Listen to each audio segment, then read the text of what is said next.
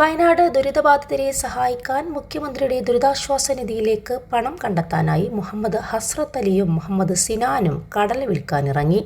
കൊടുമുടി അങ്ങാടിയിലാണ് ഇവർ കടല വിൽക്കാനിറങ്ങിയത്.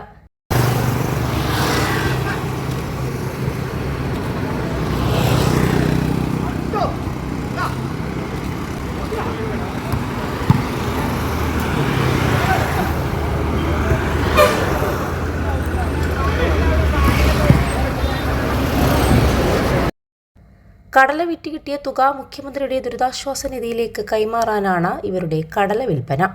പ്രമണ്ണൂർ AMUP സ്കൂളിലെ 6ാം ക്ലാസ് വിദ്യാർത്ഥിയാണ് മുഹമ്മദ് ഹസ്രത്ത് അലിയും. ഇതേ സ്കൂളിലെ 2ാം ക്ലാസ് വിദ്യാർത്ഥിയാണ് മുഹമ്മദ് സിനാനും.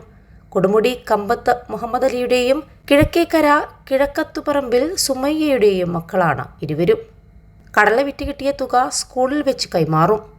വയനാട് ചൂരൽമലയിലെ ഉരുൾപൊട്ടലിൽ ചൂരൽമല ഗവൺമെന്റ് ഹൈസ്കൂളിലെ 32 കുട്ടികളും മുണ്ടക്കൈ സ്കൂളിലെ 11 കുട്ടികളുമാണ് മരണപ്പെട്ടത്. 50ലധികം കുട്ടികളെ നഷ്ടപ്പെട്ട വയനാടിന്റെ അതിജീവനത്തിനായി ഈ 2 കുട്ടികൾ നടത്തുന്ന ചെറിയ ശ്രമത്തിന് നൽകാം വലിയൊരു സല്യൂട്ട്. 21 ലക്ഷത്തോളം സന്തുഷ്ടരായ ഉപഭോക്താക്കളും 2 ലക്ഷത്തോളം തിമിര ശസ്ത്രക്രിയകളും പൂർത്തിയാക്കിയ മലബാറിലെ ഏക കണ്ണാശുപത്രി Al Salama eye hospital, hospital road, Perinthalmanna.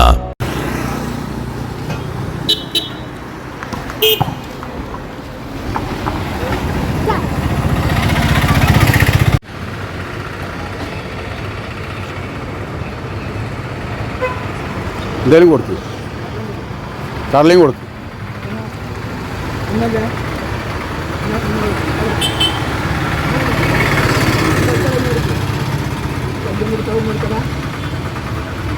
ആ വലത്തെ കൈയായിട്ട് ഒന്നും കൂടി കൊടുക്ക്.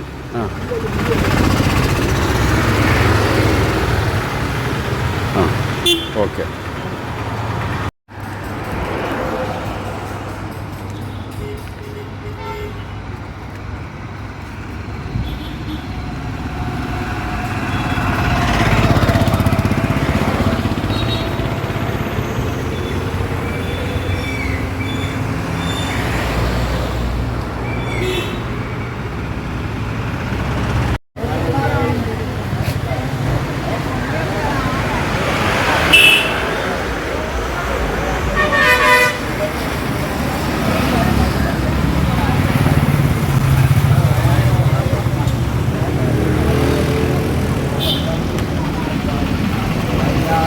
കടല കൊടുക്കടാ. വിപുലമായ സന്നാഹമാണ് പ്രതിപക്ഷ നേതാവ് VP സതീശനും സ്ഥലത്തെത്തിയിരുന്നു.